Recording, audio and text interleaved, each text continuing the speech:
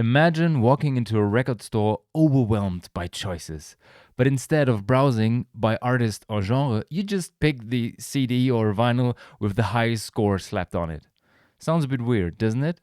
This is the trap we fall into with wine ratings. Numbers reduce a complex experience, aroma, taste, food pairing, to a simple, sterile number.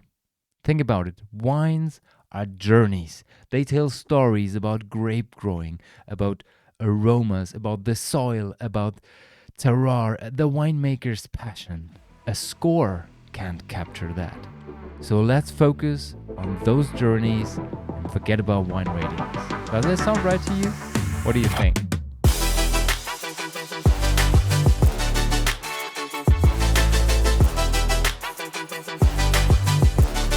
Welcome to the Pinot Pixel podcast episode number 177, and today's episode is all about wine ratings.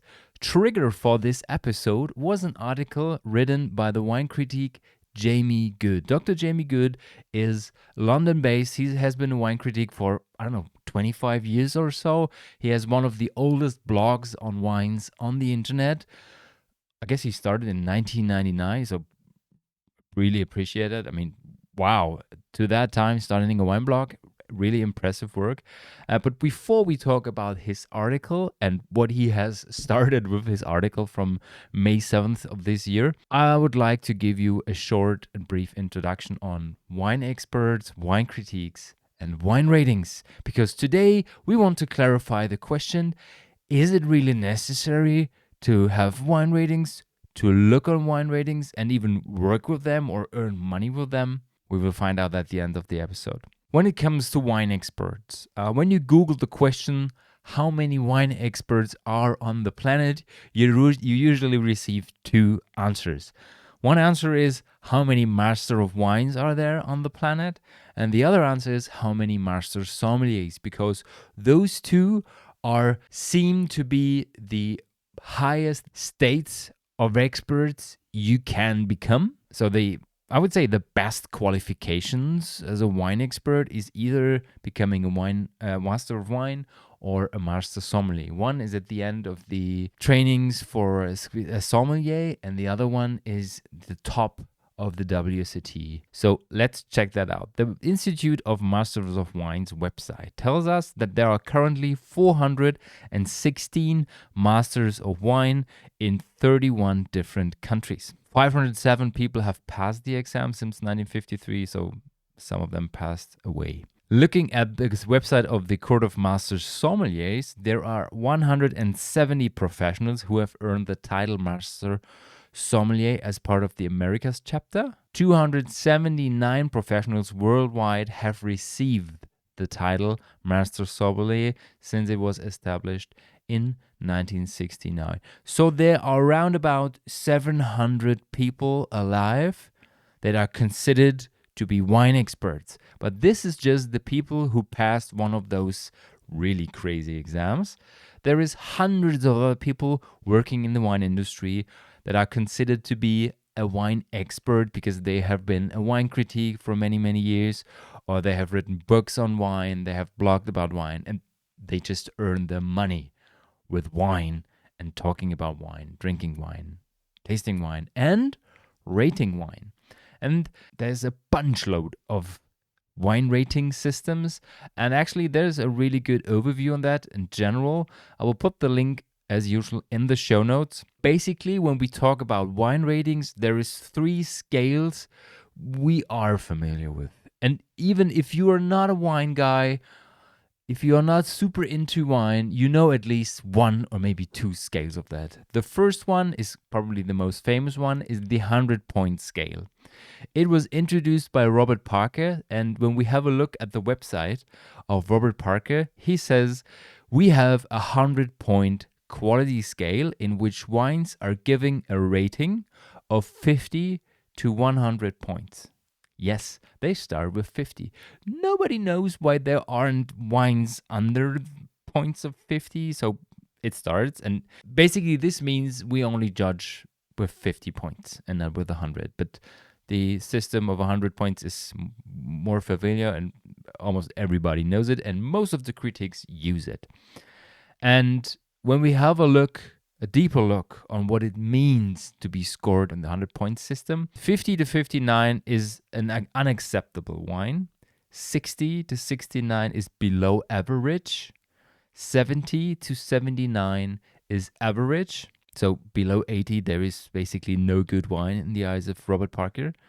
80 to 89 is barely above average to very good. 90 to 95 is outstanding. And 96 to 100 is extraordinary. So this means that I would say if you have 85 points or less, you won't even consider to publish that number. If it's between 85 and 90, you might have a good wine, and 90 to 100, you have an excellent wine.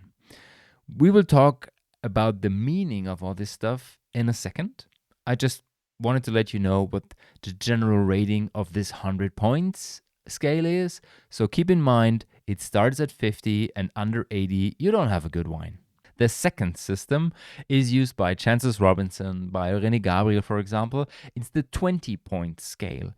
And actually, I really liked the idea of the quality assessment, especially by Gabriel. And I mean, I grew up with his love for Bordeaux and took part in many tastings he held on Bordeaux, and I really like the idea how he scores the wines, because it's not just about quality. And I have an interview over here from Bottled Grapes where he says, my wine ratings are stylistically rather flowery and philosophical, because they always try to capture the emotionality of a wine and cannot be forced into a rigid rating corset. And when we look at his scale, 0 to 9 points is faulty, 10 and 11 is unsatisfactory, 12, 13, good, 14, 15, very good, 16, 17, excellent, and 18 points and plus is top quality.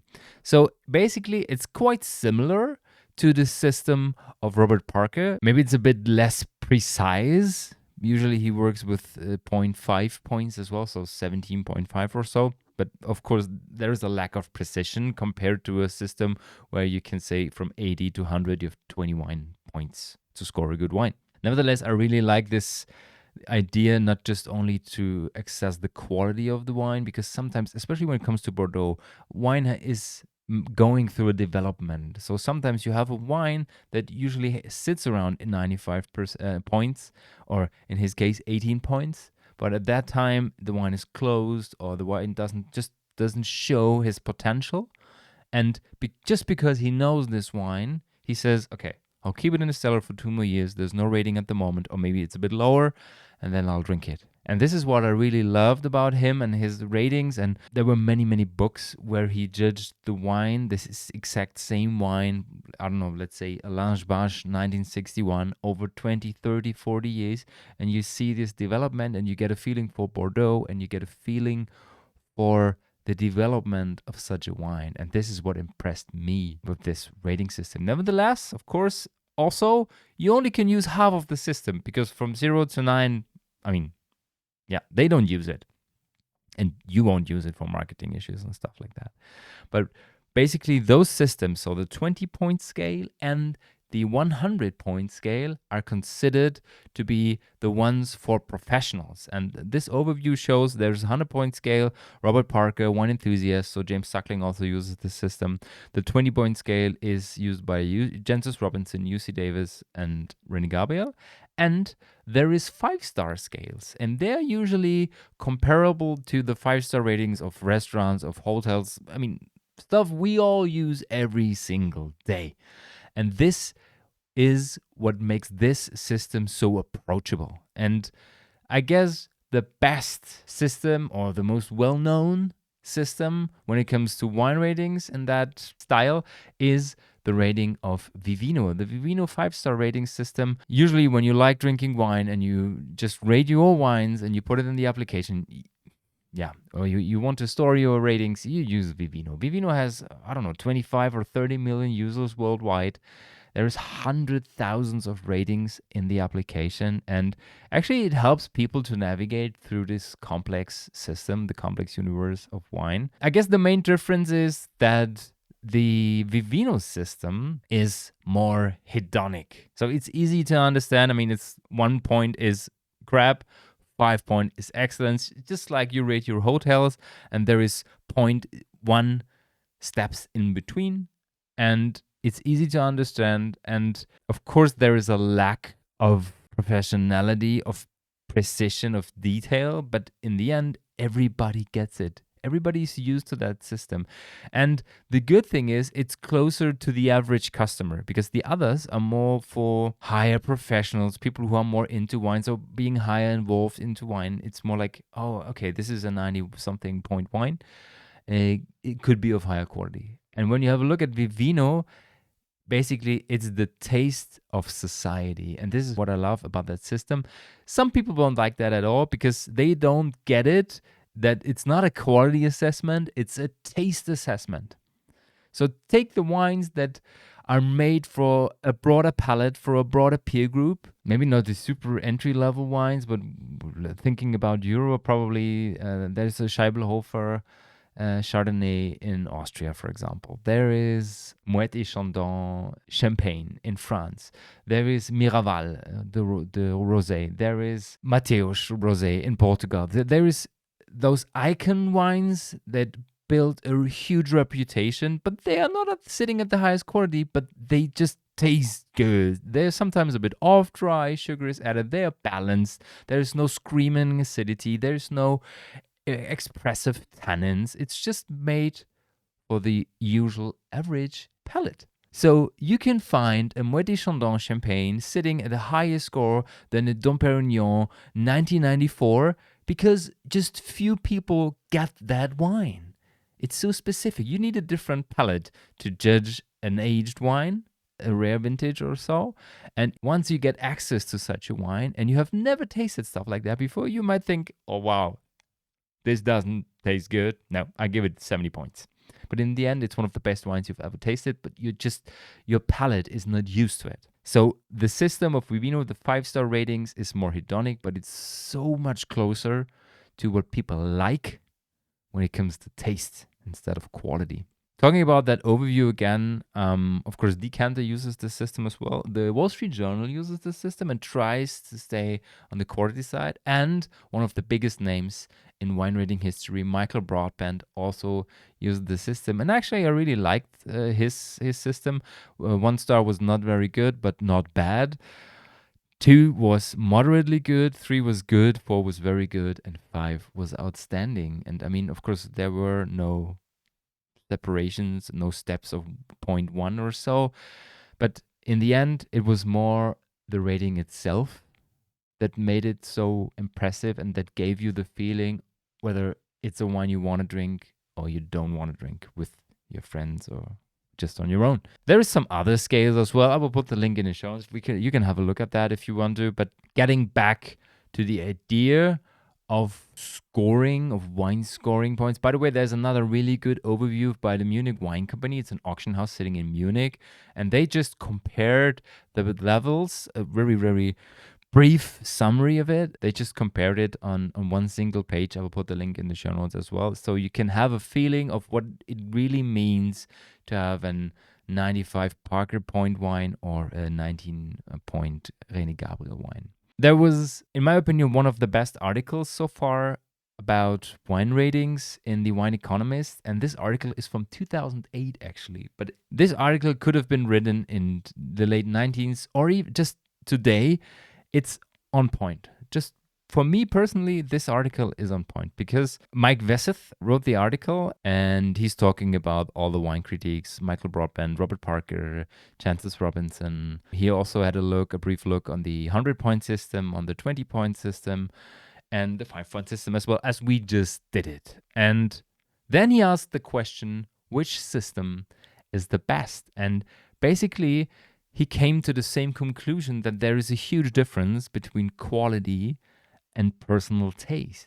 And of course, every single taster, even every single wine critic, has his or her own taste. And of course, this has an influence on your ratings.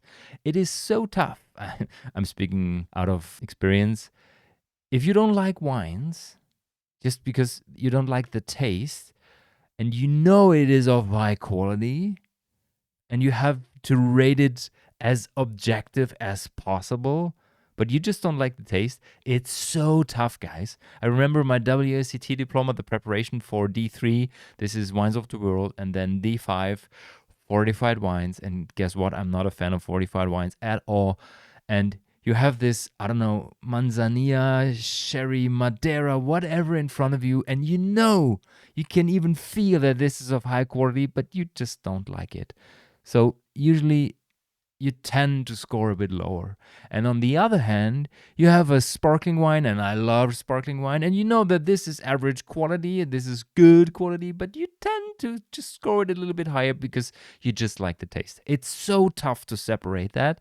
And sometimes maybe it's not necessary because, I mean, what is the idea behind wine ratings? We want to give people a feeling for a wine and for a situation, maybe with food pairing. And of course, I have my own personal taste, but as usual, if you find people that are interested in the same things like you are, and then you discover that they have a similar taste, no matter if it's clothes or cars or shoes or wines or whatever, it doesn't matter. You relate with them. So when you like the wines that Robert Parker tastes and he scores 95 plus, then he might be the person to go to. And if you like the scorings of Bordeaux of René Gabriel better than the ones of James Suckling, then you might follow René Gabriel instead of the other ones. This is totally fine. The problem is when it starts getting serious when it comes to earning money with your ratings. And over the last years, many people in the industry got that feeling that something was not working correctly because there were more and more wines appearing that were scored way over 90 points, even though they were just of good or very good quality, but never ever worth more than 90 points. And sometimes people talk about bribery or corruption, but sometimes it's just misleading or maybe another influence that is not about the money. And basically, this is what the article of Dr. Jamie Goode was trying to say. What he said basically, and I give you a quote out of the article, some wines are beyond criticism. They have become so famous and so celebrated that there is little point in reviewing them critically. And if you taste them and don't like them very much, it's probably best to stay quiet. Mostly these super famous wines are famous for one reason. They are very good. If you tasted them and gave a low score, then there is a chance you either made an error or you had a faulty bottle. Best not to publicize that at all. And if you tasted the wines and it wasn't good, and you were right, and it wasn't a bad bottle, then only you can lose if you publish a negative note. You will come across as someone who has a bad taste, except to the presumably very few who share your opinion. This is a tough statement, actually, and he gives an example where he says scoring Penfolds Grange, so one of the biggest wines, not only in Australia, but on the planet, scoring Grange, especially in Australia, the land of some very high scores, begins about 97 in a bad vintage and 99 or 100 in a good one. Go below 95 and you will be on your own, and no one will ever give you credibility or will invite you to those fancy dinners again. So what he's basically saying is, if you want to taste the best wines of the world, and even your job, your occupation, your living depends on rating those wines and rating them maybe a bit higher or at least high enough, then there's a difference. And sometimes you cannot just follow your palate. Sometimes you also have to follow your, let's put it like that, the client. The problem is, this is my personal opinion, usually wine critiques should rate wines, should judge wines for the final customers, for the people who try to taste the wine, who want to buy the wine, who want to drink the wine or want to store the wine, and not for the ones who produce it. I mean, of course, the wineries, the wine shops, they use the ratings to sell them with marketing and stuff, and of course, just to earn money with them. But in the end, the ratings should be for the people who want to drink them. And right now there's the dilemma, and he says he accepts this situation, and he also gets why people follow this unwritten rule rather to stay quiet or score higher to be re-invited again in the next year. But on the other hand, it is also a problem of the system, isn't it? And I mean, just think about this 100-point scale. 50 points are not used at all. So then you have 50 to 100. And the wines you want to taste, the best wines of the world, made of high quality, even though there might be some bad years, they are scored between 96 and 100. And the rest, the 45 points, are just crappy wines, are not accepted by the wine industry. That is stupid. It is really stupid. And then there was this guy, Jeremy Oliver. Unfortunately, I don't know what happened to this article. I tried to find this article again. I read it 3 or 4 days ago. It was his answer on Dr. Jamie Goode's article, talking about how stupid he thinks his opinion is, and that this is the problem of the wine industry itself. Maybe it's just a follow-up problem on the issue we had worldwide with the CrowdStrike servers. I have no idea. Unfortunately, at the moment, the article is not accessible. And I also tried it with Gemini and ChatGPT and all the other tools, Claude. They don't have access to. I will put the link in the show notes. Maybe we'll come back and maybe not. Nevertheless, I wrote my summary of the article 2 days ago when it was still available.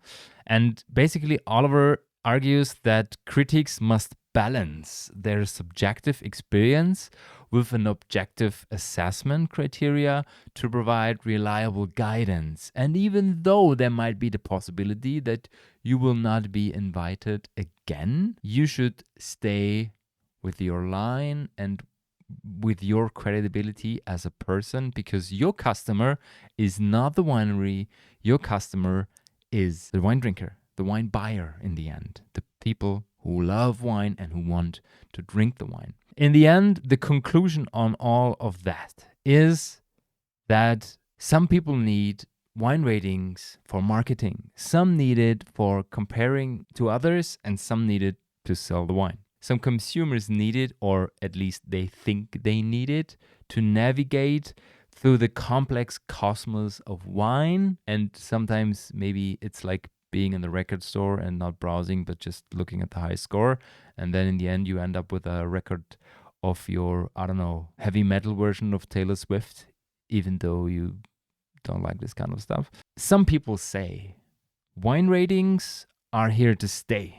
We just need to understand them better and use them more effectively. This is a quote of one of the articles. I say rating systems often chase trends and favor established names. And a high score from a famous critic can inflate prices and make them truly exciting. Lesser known wines invincible. We miss out on hidden gems because we're chasing numbers instead of following our own palates. This sounds stupid, doesn't it? So my personal opinion is, let's ditch ratings and rediscover the joy of exploration, guys. Talk to your local wine shop staff, ask questions, sniff, swirl, taste, sip, experiment with different grapes, with different wine styles, with different regions. Find wines that resonate with you, that give you this feelings, that complement a meal, or just simply spark a conversation. That's the magic of wine, guys. And with that, I want to end this episode on wine ratings. Have a great week, guys. See you on Saturday with the weekly update. Ciao, ciao.